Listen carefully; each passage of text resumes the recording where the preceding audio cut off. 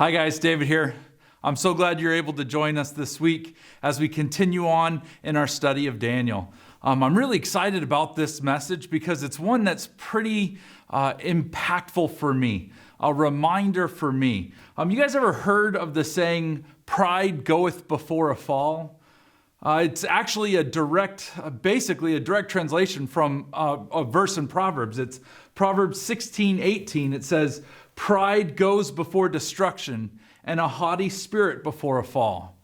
Basically, it's just saying that when you're prideful, you're basically setting yourself up for failure or for disappointment or for things not to go your way. We're going to be studying in Daniel 4 today, and it is a perfect example of how pride goes before a fall. But the best part is, it's actually redemption through pride. We see where Nebuchadnezzar shows his pride and how God reclaims the pride in him rather than in ourselves, and how important that is. I'm going to ask you guys to go ahead and pause the video real quick. That way you can make sure that you have your Bibles and your notebook. And I want you to go ahead and read Daniel chapter 4 this week. We're going to read the whole chapter. It's a little bit longer of a chapter, but it's actually a really great read, and it's fascinating when you read it. So go ahead, push pause on your video, and read Daniel chapter 4, and I'll see you in just a minute. All right, guys, now that we're back and you've read Daniel chapter 4, as we always do, I'd like to just start off in a word of prayer. So if you can just take the next minute or so, we're going to play a little music for you to stop and just prepare your hearts. Just pray to yourself. Ask God to open your ears, your eyes, your minds, and your hearts to what He has for you. So go ahead and just pray to yourself right now.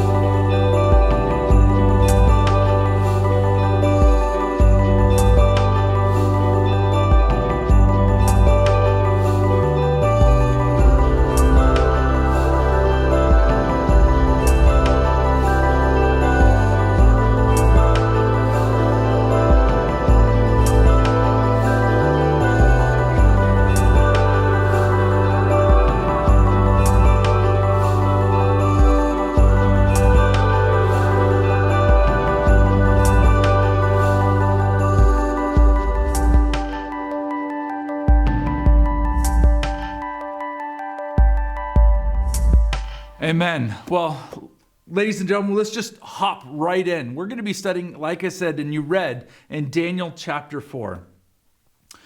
This is a really, really fascinating chapter just because Daniel's the one who wrote it and was inspired to write it. But Daniel chapter 4 is actually written by King Nebuchadnezzar.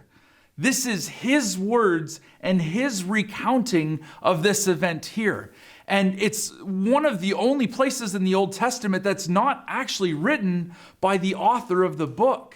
It's so fascinating, but Daniel knew that there was no better way to illustrate this event and this idea than to have it come from King Nebuchadnezzar himself. So as you're reading, or as you have read, I want you to keep in mind that this is Nebuchadnezzar speaking, not Daniel. Daniel just recounted it for us. And it starts in verses 1 through 3 in chapter 4. And it's an incredible thing because we see it's teaching us the lesson before we actually get through the lesson. It's like saying, hey, this is what we're going to learn about. I'm going to tell you about it before, and then I'm going to teach you about it, and then I'm going to tell you about it again. It's very teacherish. That's what I would do when I was teaching is, let me tell you what I'm going to tell you. Then I'm going to tell you about it, and then I'm going to tell you what I told you. It's a really good way to do that, and that's how Nebuchadnezzar sets it up. Nebuchadnezzar puts his pride in its proper place right at the beginning. He starts it off almost like it's a psalm, like it's a hymn. He praises God before he starts doing anything. He calls God the Most High. That name is actually pretty important because it's the same name that Abraham used for God. And it's the same name that Daniel uses for God. And Nebuchadnezzar had experiences with God, as we read in chapters 1, 2, and 3 before, but he had never used the term the Most High until he was writing it here. In fact, it's very poetic how he explains what God did in his life. It says that it seems too good to me to show. He's basically saying, I want to show you what God's done in my life. And he says, how great are his signs, how mighty are his wonders. His kingdom is an everlasting kingdom, and his dominion endures from generation to generation. If we would have read that 6 verses ago, he would have been talking about himself, how Nebuchadnezzar's rule lasted from generation to generation, how his rule was mighty and powerful. And yet Nebuchadnezzar is talking about the Most High God. So he starts it off just praising God, saying, I want to tell you what he's done in my life. What an incredible testimony coming from one of the men that we just got done reading, was totally against God and then said, okay, he's not bad. And then look at me, I'm so great, but God's good too. And now we see how Nebuchadnezzar's going to switch from saying, I'm the king, I'm the best, my power and my glory, to saying, God, you are the best. Your kingdom will last forever and ever. So we start off, Nebuchadnezzar he starts off by saying, this is what happened. Starting in verse 4 and 5, he tells, I'm in my palace. I'm just hanging out in my palace, and you know what? I'm reveling, I'm at ease in my prosperity. So he's looking at himself and looking at his life and says, you know what? I've got things great. Everything's good for me. I'm really doing well. I'm prospering. And then God shows him another dream. It's so cool to see God using the same medium to get to Nebuchadnezzar, because he did it once before and his glory was revealed in that.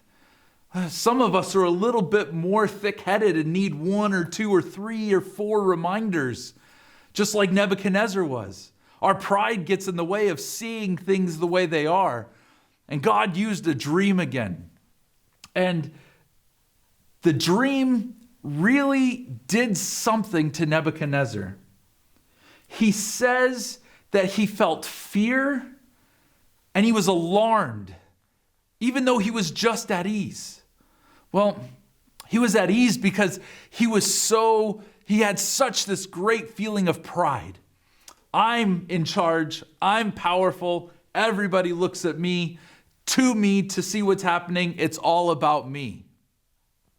But that's the thing, guys. Pride breeds fear. Because as soon as something comes along that shows us we may not be as good as we think we are, all of a sudden we become fearful and our pride takes a hit. And when we are so prideful that something is challenging it, we get scared. Wait, I'm not the best? Things aren't the greatest? Well, what does that mean? And the same thing happened for Nebuchadnezzar. Now, Nebuchadnezzar is a creature of habit. The next section goes to tell us how he goes about figuring out what the dream means. Once again, like the first dream that he had, he calls all the wise men of Babylon and says, I want you to tell me what my dream means. Now, he didn't require this time for them to tell him what the dream was.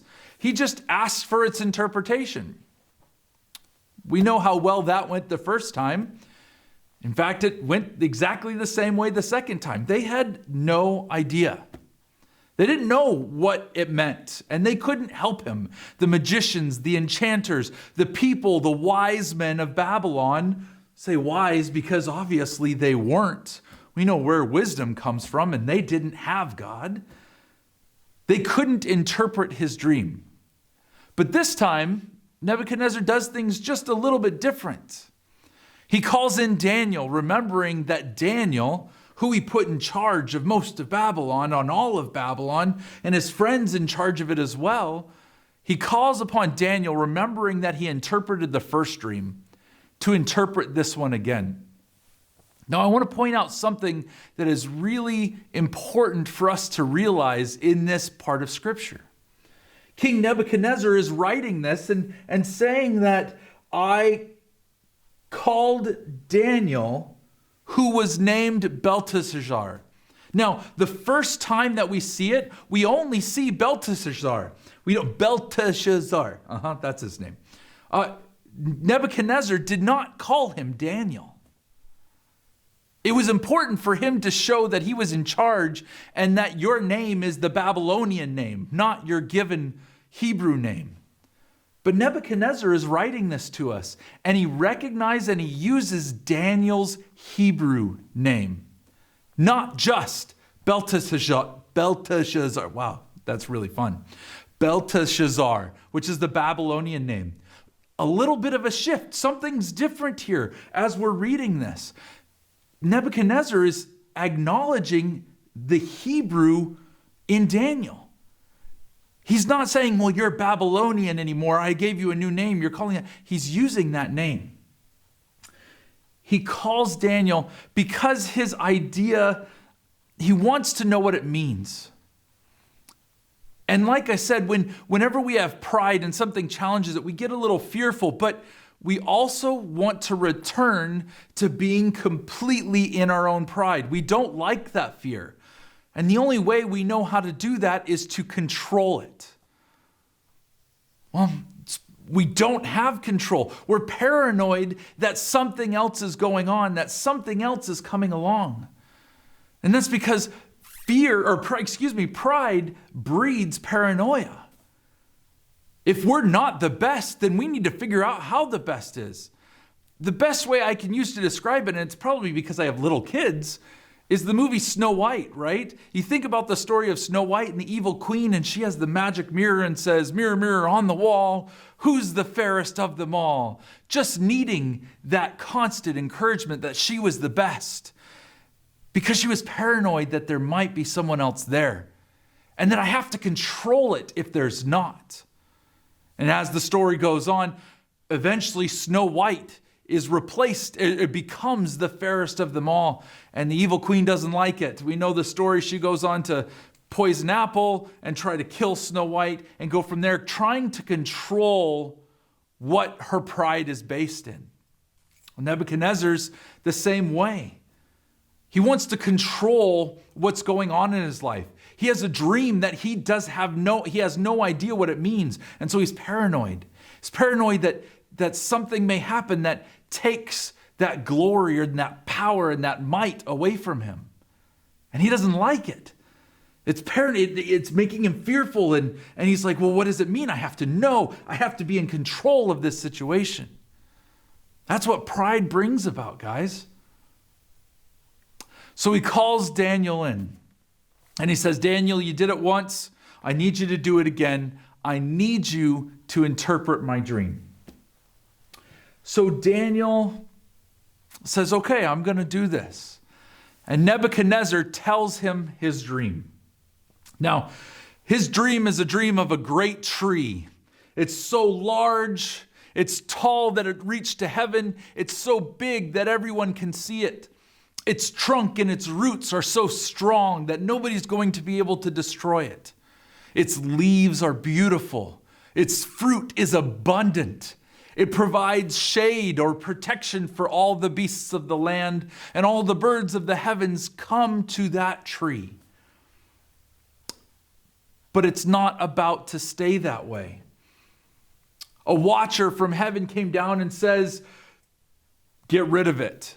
Chop it down, remove its leaves, scatter the fruit. Well, when the leaves and the fruit are gone and the tree is gone itself, the beasts scatter, the birds find somewhere else to go. But the trunk and its roots will remain in the dream. There's a band of iron and bronze around it saying, basically, this is going to stay here. The foundation, the roots of that tree will stay. But the tree itself will become like an animal, eating the grass of the fields, basically having no shelter, sleeping so that the dew of the morning is upon them. And its mind will change. It will no longer be a tree. It will now be like an animal, thinking like an animal, wild and crazy. And that this will go on for 7 cycles of life. Now, we now understand that 7 periods of time is 7 years. So Nebuchadnezzar tells Daniel his dream. And this is why Daniel is so important to Nebuchadnezzar. This next section, starting in verse 19, shows why Daniel is so important to Nebuchadnezzar. Actually, just the first few verses of it does. Daniel shows compassion to Nebuchadnezzar. He doesn't just tell him the interpretation of the dream. It first says that he was dismayed and alarmed. Daniel, throughout everything that's gone on in his life, being stolen from his home, telling you're now going to be Babylonian, I'm going to give you a new name, I'm going to kill you when you can't interpret it, but you do, so I'm going to put you in charge. But I'm going to put you in charge under me and make sure that I'm in control, not God. So your friends, when they disobey my orders to bow down, I'm going to throw them into the fire. If you're Daniel and your friends are about to be thrown in the fire, how can you have compassion towards this man? Well, it's because his compassion came from God. He knew that God was sovereign, as we've talked in the previous chapters. He knew that God was in control of this situation. So Daniel had compassion upon Nebuchadnezzar. He was alarmed. He didn't want to tell him the interpretation of the dream because he knew what it meant. And he knew what Nebuchadnezzar would have to go through. We don't find that compassion very often in our lives. We don't find it in our leaders or in our politicians many times. So the fact that it showed that Daniel, even through everything he had been through with Nebuchadnezzar, was compassionate. Oh, what an example for us to be able to see Daniel's compassion towards a man who had threatened to kill him and his friends many times. Put him in charge because he was wise and he knew it actually would bring glory to himself, not to Daniel. And yet Daniel had compassion on him. Well, not only was his compassion there, but God allowed him to interpret it again, the dream again, the second dream. He said, that tree, Nebuchadnezzar, that tree is you. You have built a kingdom that is strong with a large trunk and roots. Its foundation is strong. Everybody looks to you being so large and reaching to heaven. You've got beautiful leaves. You've got fruit that is abundant. You can provide for all of your kingdom. In fact, your kingdom comes to you for protection and shade like the beasts under the tree. And birds of the heavens will travel from other places to come to you. The tree is you. That watcher from heaven is coming down and saying, you will be cut down. These things that you are prideful about will be removed from your life. You will not be able to have beautiful leaves or to scatter or to give fruit to everybody or protect everybody because your pride is there. But we're not going to cut it down completely.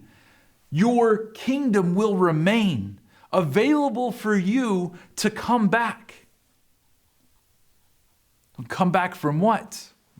Nebuchadnezzar, you're going to be that tree that eats grass like an ox, that's going to sleep in the open land and wake up with dew on you in the morning. You're going to be that person that goes wild like an animal. You're going to go crazy. These things are going to happen to you because your pride is in yourself.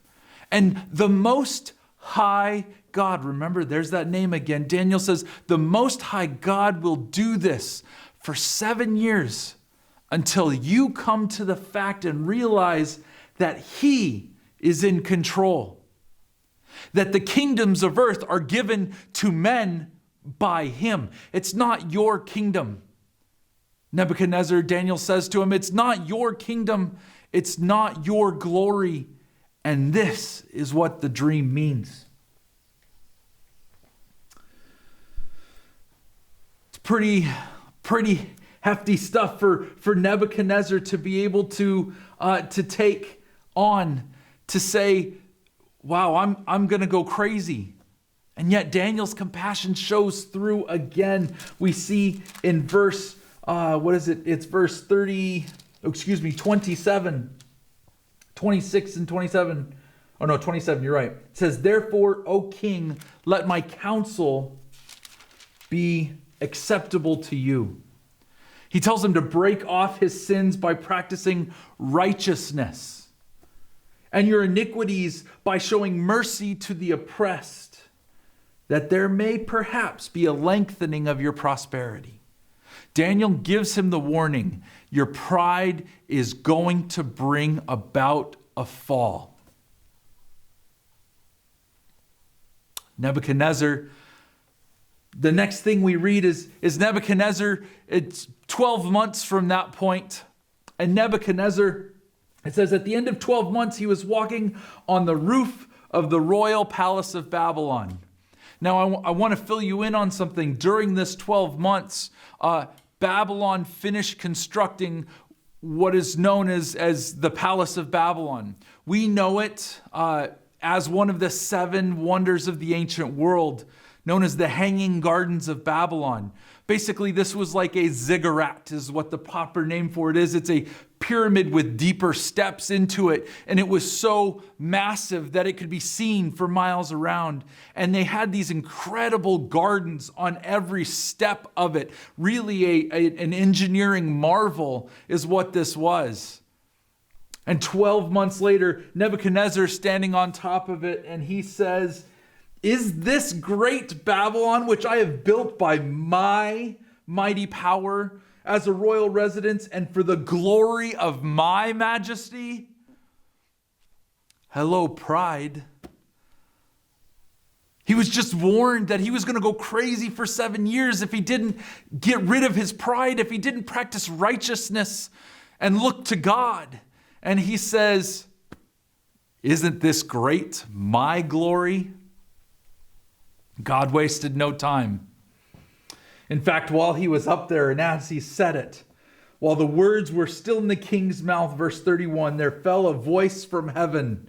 O King Nebuchadnezzar, to you it is spoken, the kingdom has departed from you. Here comes the dream. The dream comes true. Nebuchadnezzar is stripped of the kingdom. He's stripped of his sanity. He's stripped of his humanity even, because he begins to think like an animal. He eats the grass.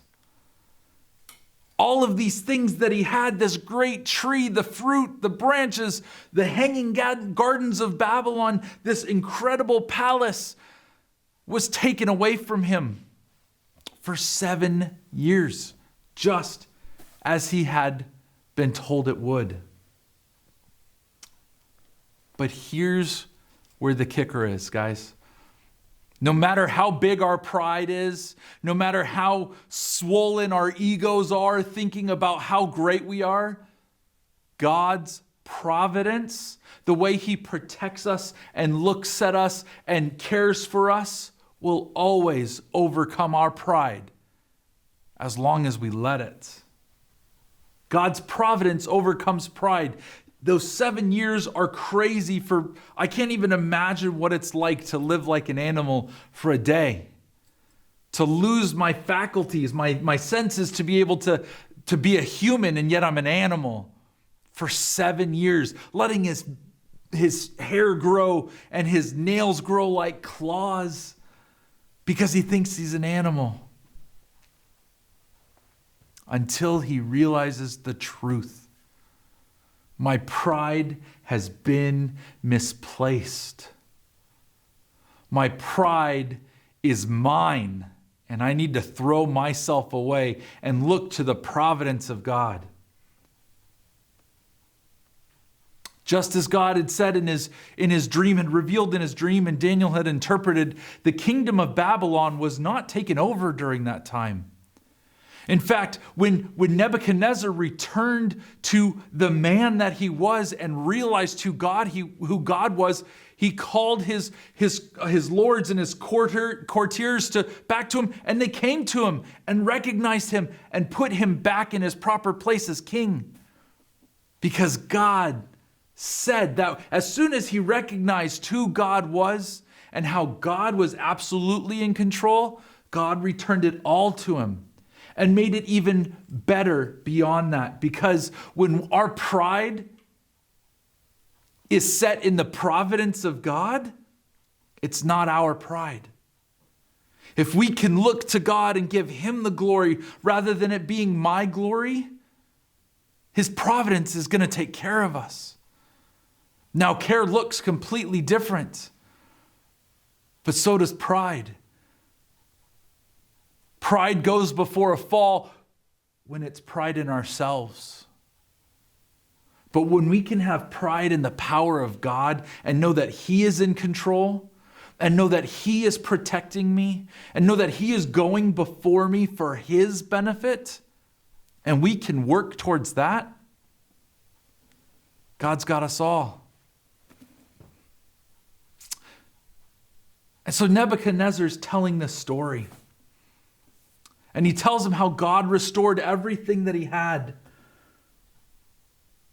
And these last verses 34 through 37, again, just like the beginning of it, show how Nebuchadnezzar had stopped putting pride in himself and began to glorify the power of God. I'm going to read these last verses for you, 34 through 37. It says, "At the end of the days, I, Nebuchadnezzar, lifted my eyes to heaven, and my reason returned to me. And I blessed the Most High." That's him calling God the Most High. "And praised and honored him who lives forever.